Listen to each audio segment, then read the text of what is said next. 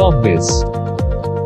The Finance Minister Nirmala Sitaraman presented the Union Budget 2023 today, which broadly included the vision for AmritKaal, the Saptarishi, and the 7 priorities of the budget along with the tax proposals. Today we are going to discuss the key highlights from the Union Budget 2023. I am Sushri Dash and let's get started on the subject. Firstly, let's discuss the vision for AmritKaal. The vision for AmritKaal includes an economy which is technologically driven and knowledge based, along with strong public finances and a robust financial sector, along with the Jan Bhagidari through Sabka Saath Sabka Prayas, which is considered essential for achieving the same. The economic agenda for achieving the vision is focused on 3 things. Firstly, facilitating ample opportunities for citizens with special emphasis on the youth of the nation for fulfilling their aspirations. Secondly, the growth and job creation. Third, strengthening macroeconomic stability. There are 4 opportunities that are considered to be transformative during AmritKaal. First, economic empowerment of women. Second, PM Vishwakarma Kaushal Samman. Third, tourism. And fourth, green growth. Next, we shall discuss the priorities of the budget. The budget adopted 7 priorities termed Saptarishi, which is believed to provide guidance through the AmritKaal. The priorities are elaborated as follows. Inclusive development. The first priority of the Union Budget is inclusive development for Sabka Saath Sabka Vikas, which consists the following. Agriculture and cooperatives. This focuses on the below mentioned areas. Building a digital public infrastructure which acts as an accessible, inclusive and informative solution for the Indian farmers. Setting up an agricultural accelerator fund for the encouragement of innovative startups in the rural areas. Third, launching the A&B Horticulture Clean Plant Program for boosting the production of high value horticulture crops. Fourth, targeted funding of rupees 20 lakh crores agricultural credit to be targeted at animal husbandry, fisheries and dairy sector.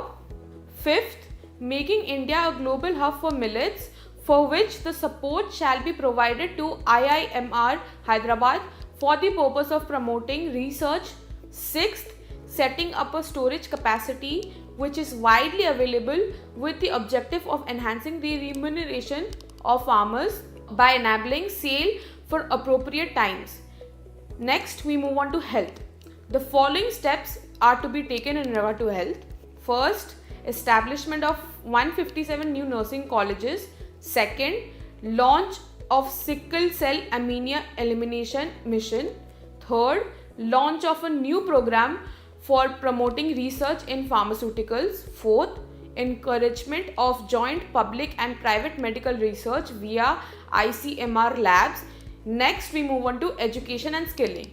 The education and skilling shall be done through the following. Firstly, revamping the teachers training, that is the District Institute of Education and Training. Second, setting up national digital libraries for children and adolescents. Third, encouraging the states towards setting up of physical libraries at panchayat and ward levels.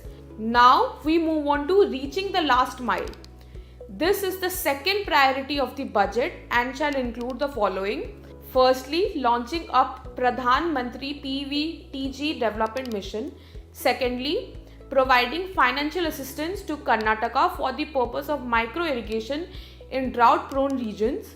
Third, recruiting more teachers for the 740 Eklavya model residential schools. Fourth, setting up the Bharat Shared Repository for inscriptions. Infrastructure and investment. The third priority of the Union Budget 2023 is infrastructure and investment, and with respect to that, the following steps are to be taken. Firstly, increase in the capital investment outlay by 33.4% to 10 lakh crores. Second, continue with the 50-year interest-free loan to state governments for the purpose of incentivizing the infrastructure investments. Thirdly, highest ever capital outlay of rupees 2.4 lakh crores for the railways.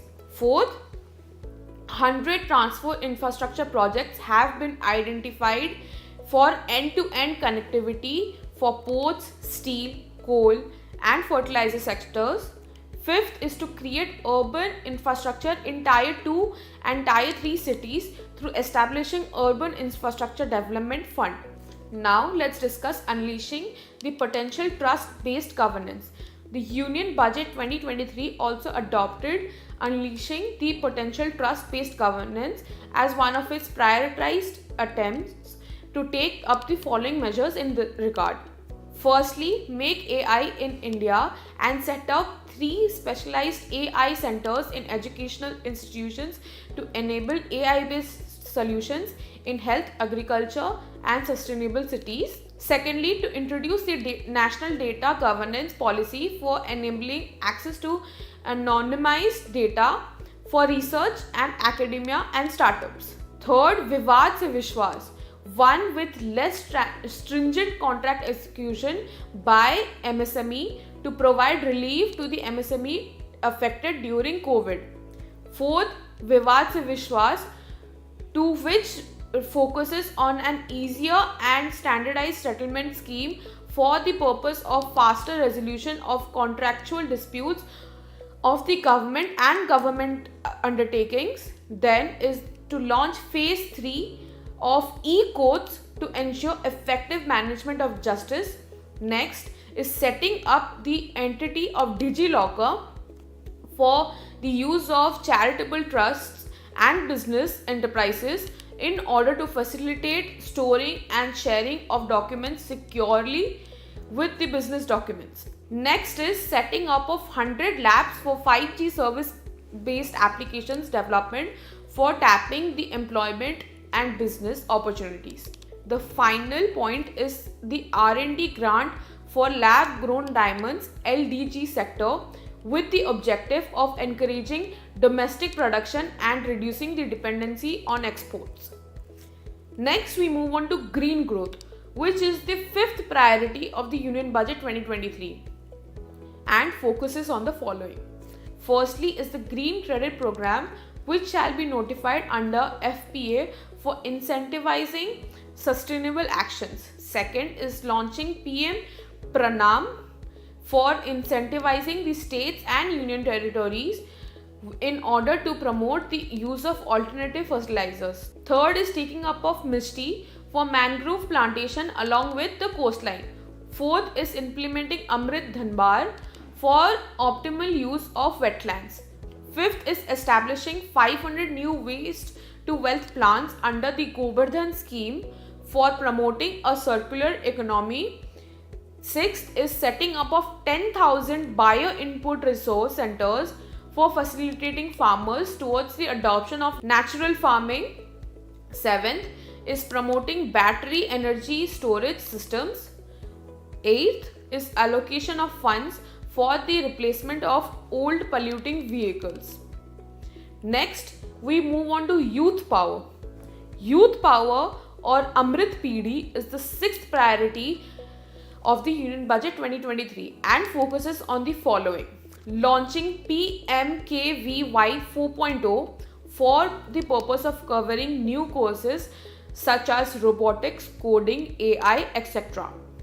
Secondly, taking measures for the promotion of the tourism sector in the country by selecting at least 50 designations via the challenge mode, which shall be developed as a complete package for domestic and foreign tourists.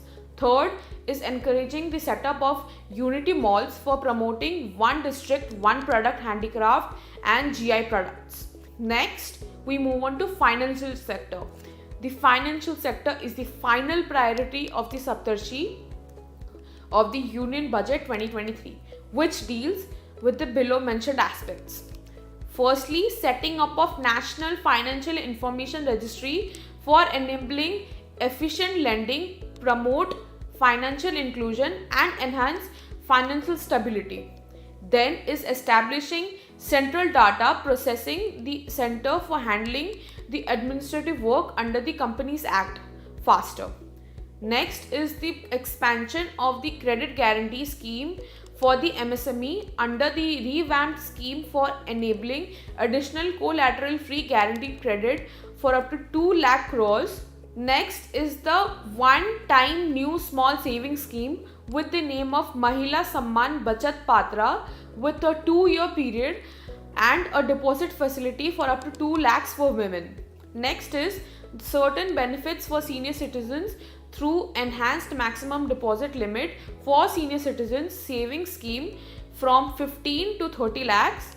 Then is creating more trained professionals in the securities market through awarding educational certificates.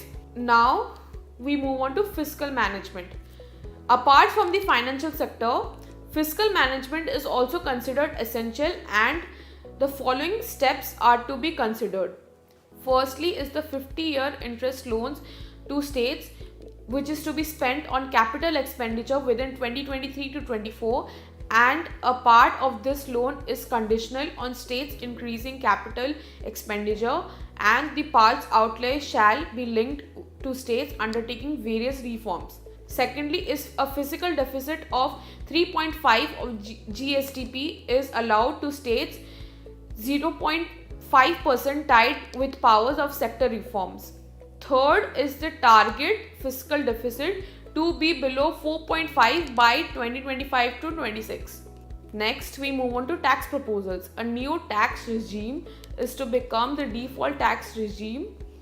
However, citizens can opt for the old tax regime. The tax slabs according to the new tax regime are displayed in the background. An individual with an annual income of 9 lakh rupees shall now be paying only 45,000 rupees in taxes. Income of rupees 15 lakh will fetch rupees 1.5 lakh tax, down from rupees 1.87 lakhs. Extending benefits of standard tax reduction for salaried and pensioned. Payment received for Agniveer Corpus Fund by Agniveers are to be exempted. Tax exemption on leave encashment on the retirement of non-governmental salaried employees hiked to rupees 25 lakh to rupees 3 lakhs.